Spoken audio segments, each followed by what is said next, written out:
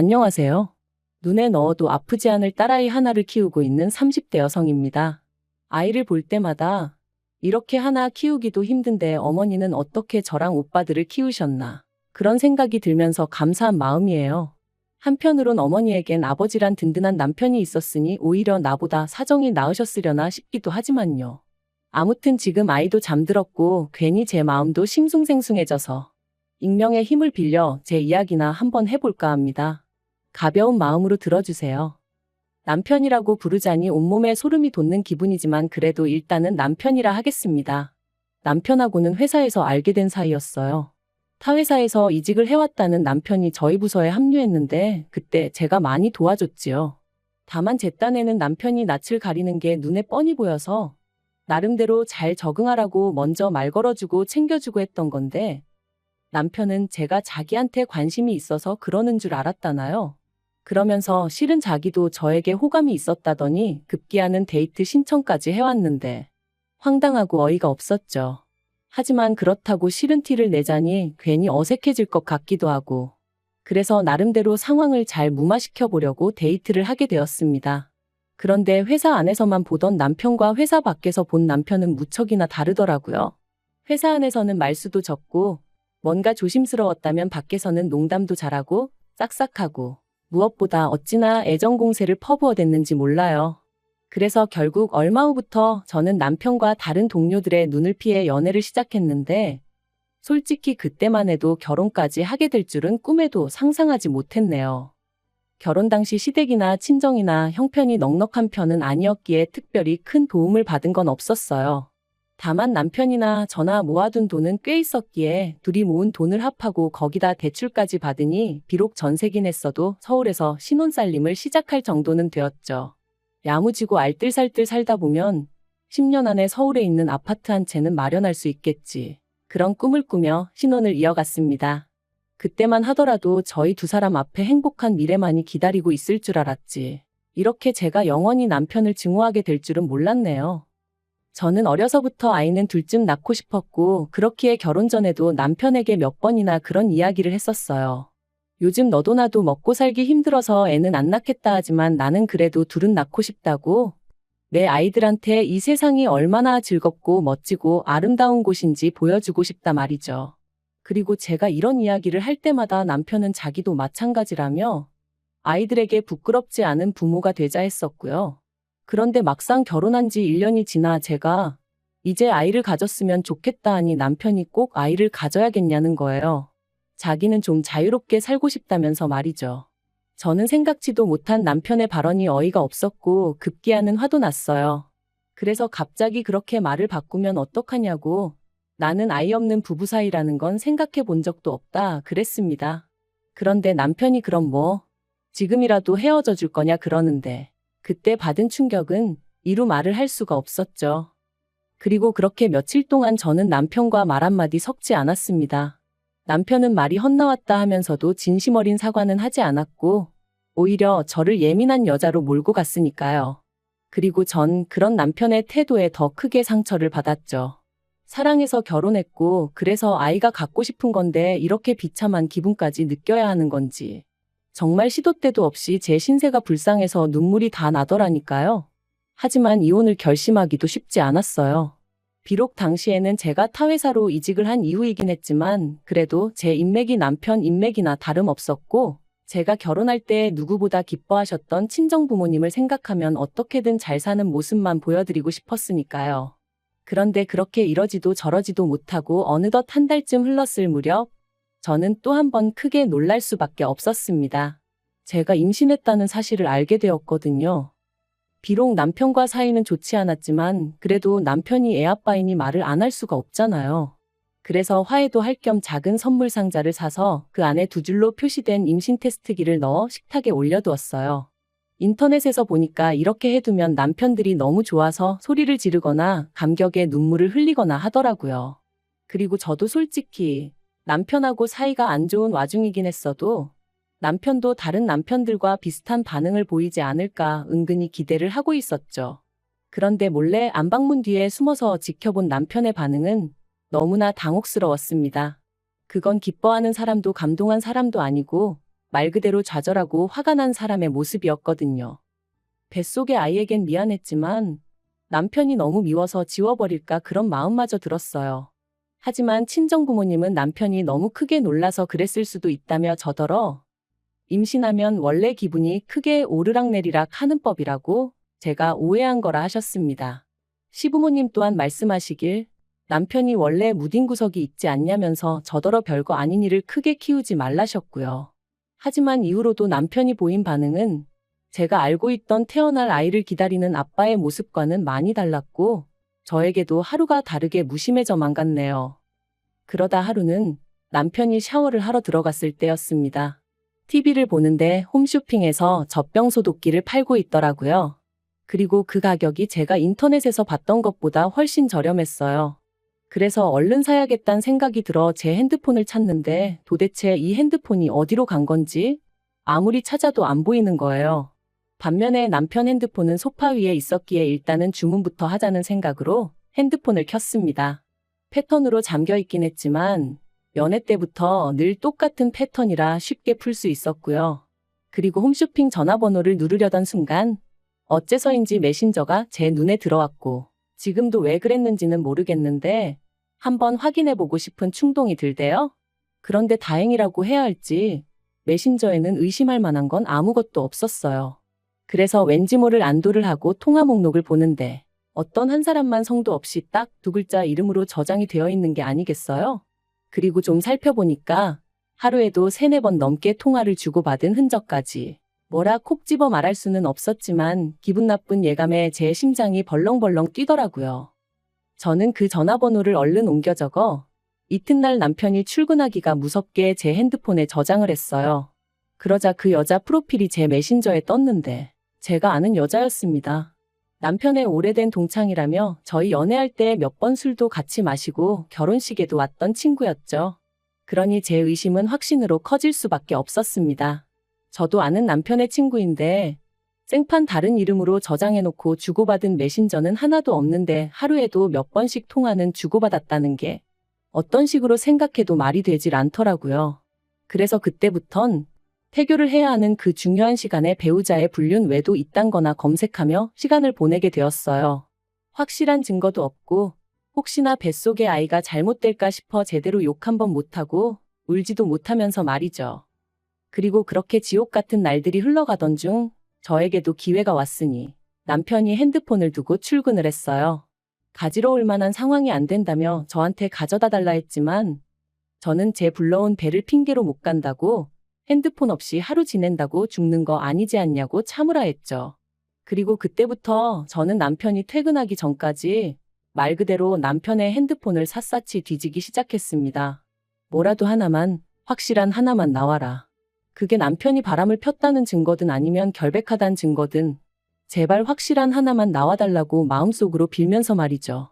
그리고 다행히 제 바람이 통했는지 남편의 핸드폰에서 숨겨진 폴더를 찾았는데 그 안에는 남편과 상간녀의 구역질 나는 대화들이 가득했어요. 참고로 메신저도 사람들이 많이 쓰는 메신저가 아닌 커플들끼리만 쓰는 그런 메신저를 쓰고 있었더군요. 제가 연애 때 우리도 다른 커플들처럼 한번 이거 써볼까 했을 땐 유치하다며 싫다 했던 그 메신저였죠. 저는 대화 내용과 둘이 서로 주고받은 사진들을 전부 다 동영상으로 찍고 내친김에 남편의 친척들과 친구들 그리고 지인들의 연락처까지 전부 다 제 핸드폰으로 옮겼습니다. 여차하면 남편이 어떤 인간인지 낱낱이 까발릴 생각이었거든요. 그리고 속에서 끓어오르는 화를 누르며 어떻게든 제 감정을 다스리려 했어요. 사람들 말이 무조건 바람피냐고 상대를 몰아붙이면 오히려 역효과만 난다 했으니까요. 하지만 막상 퇴근한 남편을 보니 냉정한 판단을 내리고 움직이기가 쉬운 일이 아니었습니다. 그래서 결국 그 상간녀 얘기를 꺼내며 언제부터였냐 따져 물으니 전부 다 오해라며 아주 팔짝팔짝 뛰더라고요. 그저 사는 게 불쌍해서 통화 몇 번 하면서 힘내라고 한 것밖엔 없다며 아무것도 없는 빈 메신저를 보여주곤 이것 봐라 아무것도 없지 않냐고 적반하장으로 나오는데 아마도 제가 평소에 기계를 잘 다루지 못해서 남편에게 부탁하는 일이 잦다 보니 핸드폰에서 비밀 폴더 같은 것도 못 찾을 거라고 생각을 했던 모양이 돼요. 저는 저를 기만하는 남편의 태도를 정말이지 견딜 수가 없었습니다. 하지만 제가 가진 패를 전부 다 보여줄 순 없었으니 일단은 알겠다고 했죠. 한편 어느덧 시간이 흘러 출산이 코앞으로 다가왔고 저는 건강한 딸아이를 낳았어요. 하지만 어째서인지 남편도 어머님도 보이는 반응이 뜨뜻미지근했고 그런 반응을 보면서 저는 어렴풋이 남편이 여전히 외도를 이어가고 있다는 직감이 들었죠. 그리고 아니나 다를까? 제가 산후조리원에서 퇴소해 집으로 돌아왔을 때 남편이 저에게 충격적인 이야기를 건넸습니다. 이혼하자고 했거든요. 저에 대한 마음이 식었다면서 제가 여자로 안 보인다나요? 제가 남편더러 어떻게 나한테 그런 말을 할 수 있냐. 울지 않으려고 했는데 눈물이 쏟아져서 사실 말도 제대로 못했어요. 하지만 남편에게 내가 싫어도 우리 딸을 봐서 참고 살 순 없겠냐 뭐 그렇게 말했던 것 같아요. 그런데 남편이 솔직히 자기랑 어디 하나 닮은 것 같지도 않고 정이 안 간답니다. 저야 10달 품고 있기라도 했지만 자기는 애랑 시간을 보냈으면 얼마나 보냈다고 정이 가네 안 가네 소리를 하는 건지 어이가 없더라고요. 그래서 결국 저도 악에 받쳐서 당신이 사람이냐 소리를 질렀어요. 그랬더니 그래 나 사람하냐 그러니까 이혼하자고 하며 더 크게 소리를 지르는데 정신 똑바로 차려야지 이러다 정말 일 나겠구나 싶더라니까요. 결국 저는 수소문 끝에 동네에 있는 이혼 전문 변호사를 찾아갔습니다. 그리고 그간 누구에게도 말하지 못했던 남편의 외도 사실과 함께 제가 나름대로 수집해 놓은 증거를 보여주었어요. 그랬더니 변호사가 정말 마음고생 많이 하셨겠다면서 자기가 끝까지 옆에서 같이 싸워줄 테니 포기만 하지 말라대요. 생각지도 못한 사람에게 위안을 받은 기분이었습니다. 그리고 이후로는 착수금을 입금하기가 무섭게 일이 일사천리로 진행되었죠. 남편은 이혼 이야기를 던져놓고 집을 나갔는데 당시 저는 남편이 시댁에 있는 줄로만 알았습니다. 하지만 이 또한 어머님이 남편을 감싸주고 계셨던 거고 실은 상간녀 집에 있었더라고요. 어머님한테도 어찌나 배신감이 들던지. 하지만 결과적으론 그게 저에게는 오히려 유리하게 작용했어요. 저는 상간녀 소송을 위해 상간녀의 정보가 필요했고 확실히 해두고자 상간녀가 사는 동네에 3번이나 찾아갔었는데 거기서 두 사람이 같이 팔짱을 끼고 거리를 걷고 마치 부부처럼 행세하는 사진을 찍을 수 있었거든요. 상간녀 소송부터 이야기하자면 결국 저는 3천만 원을 받아냈습니다. 남편이 저더러 돈독이 올랐다며 속이 후련하냐길래 후련하겠냐고 나는 이제 시작이니 이 정도로 열내지 말라고 했죠. 그리고 이혼. 사실 이혼해주지 말까? 어떻게든 버티고 살까 그런 생각도 안 한 건 아니었어요. 하지만 남편을 보면 속에서 구역질이 올라올 만큼 분노가 치밀었고 ATM이다 생각하고 살자니 얼마나 돈을 잘 벌어오는 것도 아닌데 그 돈 몇 푼 때문에 같이 살면서 스트레스를 받아야 하나 싶더라고요. 그래서 이혼을 결심했습니다. 남편은 안 지나서나 제가 이혼해주기만을 바라고 있었던지라 합의를 하는 건 어렵지 않았어요. 저는 결혼할 때 제가 가져온 8천과 위자료 3천을 원했습니다. 변호사 말로는 결혼 기간이 짧아서 사실 3천을 받아낼 수 있을지는 모르겠다. 좀 더 현실적인 금액을 부르는 게 좋겠다 했지만 남편이 이혼만 손꼽아 기다리는 걸 알았기에 저도 믿질 거 없단 생각으로 3천을 불렀네요. 그리고 역시나 제 예상대로 남편은 순순히 제 말대로 하겠다 하대요. 그리고 저는 어머님에게도 위자료를 청구했습니다. 아들인 남편의 외도 사실을 아시고도 숨겨주셨으니 저희 혼인관계가 파탄에 이르는데 일조하신 거나 마찬가지셨으니까요. 그리고 역시나 남편의 성화 덕분이라고 해야 할지 어머님이 1,000만 원 보내셨더라고요. 이 외에도 여러 가지로 합의를 마친 저희는 이혼 소송을 신청했고 이후로 조정 과정을 거쳐 한 달 만에 남남이 되었어요. 하지만 저에게 남은 거라곤 세 사람에게 받아낸 위자료 7천이 전부였고 계속해서 끓어오르는 울분은 어쩔 수가 없더라고요. 그런데 정말 신이 존재하긴 하는 건지 정확히 남남이 된 지 6개월 만에 지인을 통해 남편의 소식을 듣게 되었습니다. 이혼 당시 저는 저랑 남편이 왜 이혼하게 되었는지 저희를 아는 직장 동료들이나 지인들이 정확히 알기를 바랬어요. 만약 그 사람들과 인연이 끊어지게 된다면 그건 제가 아니라 남편이어야 한다고 생각했으니까요. 참고로 저희 남편은 불우한 학창시절을 보낸 탓에 친구라곤 직장 동료들이 전부입니다.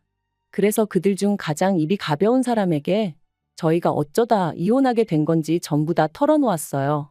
비밀로 해달라고 해도 어차피 말하고 다닐 게 분명했기에 꼭 비밀로 해달라고 신신당부도 했고요. 그리고 역시나 얼마 지나지 않아 남편이 임신한 저를 두고 바람을 폈고 산후조리원에서 돌아온 저에게 이혼 요구를 했다는 소문이 삽시간에 퍼진 모양이 돼요. 순식간에 회사에서 남편은 쓰레기가 돼버린 거죠. 그래서 남편이 회사를 관뒀다더군요. 하지만 거기서 끝이 아니었습니다. 저는 변호사의 자문을 구해 상간녀 남편에게도 상간녀와 제 남편의 외도 사실을 알렸고, 상간녀 남편은 그동안 해외 주재원으로 파견을 나가 있었기에 전혀 눈치채지 못했었다더군요. 그리고 상간녀의 남편이 다시 제 남편을 상간남으로 고소하면서 남편이 그쪽에다 또 3천만 원을 물어주게 된 거죠. 남편이 저더러 정말 이렇게까지 해야겠냐더니 급기야 이후로는 시부모님은 물론이고 신우까지 전화로 사람을 아주 달달 볶아댔어요. 얼마나 더 괴롭혀야 속이 후련하겠냐면서요. 그래서 내 딸이 졸지에 아빠도 없이 크게 되었는데 내 눈에 뵈는 게 있겠냐 했습니다. 앞으로도 내가 할 수 있는 게 있으면 다 할 거니까 그런 줄만 알라면서 말이죠. 그리고 신우더러 아가씨도 상간남 여동생이라고 소문나기 싫으면 내 비위 거스르지 말라니까 그런 명예훼손이니 뭐니 자기도 가만 안 있겠다대요. 그래서 해볼 테면 해보자고 그랬죠. 막말로 제가 더 무서울 게 뭐가 있었겠어요. 그리고 그렇게 이혼한 지 1년이 되던 작년 겨울 어머님이 연락을 해오셨어요. 사실 어머님 전화번호는 아예 삭제를 해버렸던 탓에 실수로 전화를 받게 된 거였죠.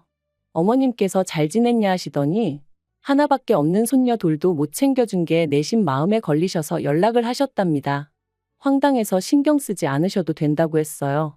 그랬더니 그러지 말고 당신 이야기 좀 들어보라 하시더니 너도 이제 자식 낳아 키워보니 알겠지. 부모 입장에선 자식이 무슨 짓을 하든 감싸고 돌 수밖에 없다 그러시는 거예요. 어이가 없어서 자식이 잘못된 길로 빠지면 못 가게 하는 게 부모 역할이지. 무조건 오냐오냐 해주는 게 무슨 부모냐 쏘아붙였습니다. 그리고는 그런 이야기 이제 와서 저한테 왜 하시냐 듣고 싶지 않으니 그만하시라니까. 남편이 저랑 이혼하고 폐인이 되었다면서 반성 많이 한 것 같다고 저더러 한 번만 기회를 줄 수 없겠냐는 거예요. 어이가 없어서 기회는 무슨 기회냐고 말도 안 되는 소리 하신다 했습니다. 제가 죽어서 썩어 문드러지더라도 남편을 용서할 일은 없을 거라고요. 그리고 혹시나 저희 딸아이를 핑계로 어머님 아버님 혹은 남편이 제 앞에 나타나는 일은 없게 해달라고 했어요. 이혼할 때 핏줄이고 뭐고 필요 없다 한 게 남편이었으니 저는 애한테 네 아빠 죽었다고 할 거라고 할머니 할아버지도 다 죽고 없다 할 거라고 그런 줄 아시라 했죠.